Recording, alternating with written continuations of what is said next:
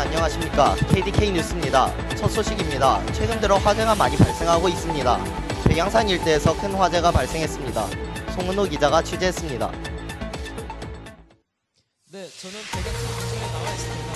현재 백양산에 큰 산불이 발생했습니다. 추정 시각 2시에 주유소 큰 폭발로 인해 산에 불이 붙여 현재까지 큰 산불로 이어졌습니다.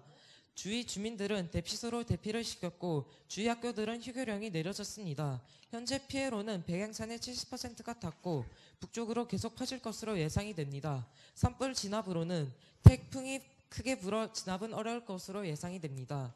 더 피해를 줄이기 위해 화재 예방에 더욱 신경을 써야 될 것 같습니다. 이상 KDK 송은호 기자였습니다. 다음 소식입니다. 교육 관련 소식입니다. 상대평가 제도에 대한 연이은 논란 이후 교육부에서 상대평가에서 절대평가로 평가 제도를 바꾸겠다고 발표했습니다. 이채원 기자가 취재했습니다. 오늘 아침 국회의사당에서 오두선 현 교육부 장관이 올해 교육계획을 발표했습니다.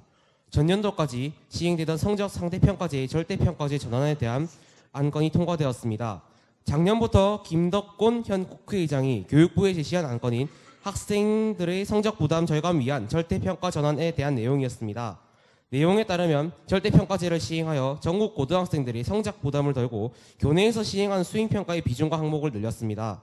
계획 변경에 따라 올해 입시 형태가 크게 변경되어 고등학생들이 부담이 크게 감소할 것으로 예상됩니다. KDK 뉴스 이채원 기자입니다. 다음 소식입니다.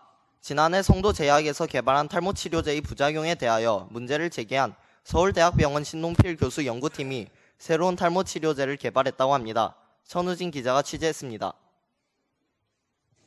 획기적 탈모 치료제를 내겠다고 해서 온 탈모인들의 관심을 받았던 성도제약이 드디어 4월 5일 탈모의 원인이 되었던 유전자를 찾아냈다고 합니다.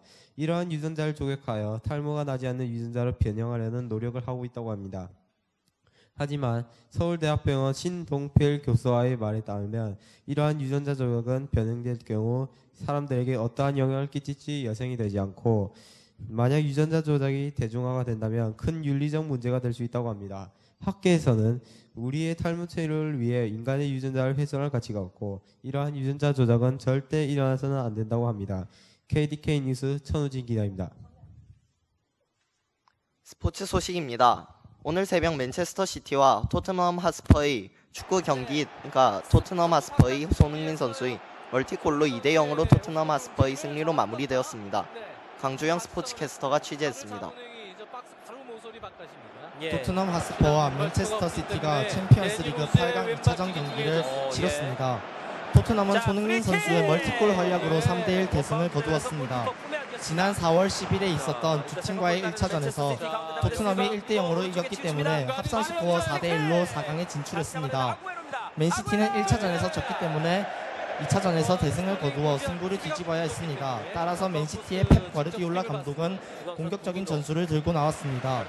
손흥민은 맨시티가 공격적인 전술 때문에 생긴 수비라인 뒷공간을 공략하여 첫 골을 기록했습니다. 두 번째 골은 드리블로 페널티킥을 얻어내어 직접 마무리했습니다. 손흥민은 멋진 활약으로 경기 최우수 선수에 선정되었습니다. 손흥민 선수의 앞으로 남은 경기에서도 멋진 활약이 기대됩니다. 지금까지 스포츠 소식의 강주영 스포츠 캐스터였습니다. 네, 패스가 지금 열렸죠? 아구에로가 뛰어가는데요. 박스 안쪽 들어왔습니다. 반대편. 금일 오전 북상하던 제28호 태풍 고라니로 큰 피해가 있었습니다. 연이은 악천후로 많은 사람들이 근심이 큽니다. 김민영 기상캐스터가 취재했습니다. KDK 뉴스 오늘의 날씨입니다. 이번 주 계속되는 악천후에 아마 스트레스를 좀 받으실 것 같은데요. 오늘 한반도 쪽을 북상 중이었던 태풍 고라니가 일본 오키나와 북쪽 해안가에 위치해 있습니다. 이 태풍은 오늘 오전 8시쯤에 전국의 영하권에 들어섰다가 오늘 4시쯤에 영하권에서 벗어났는데요.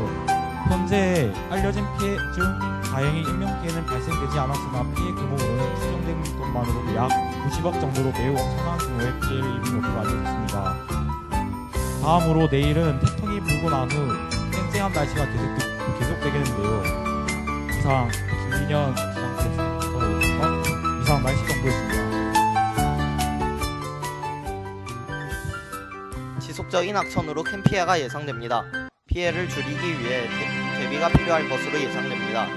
이상으로 뉴스를 마칩니다. 시청해주신 여러분 고맙습니다.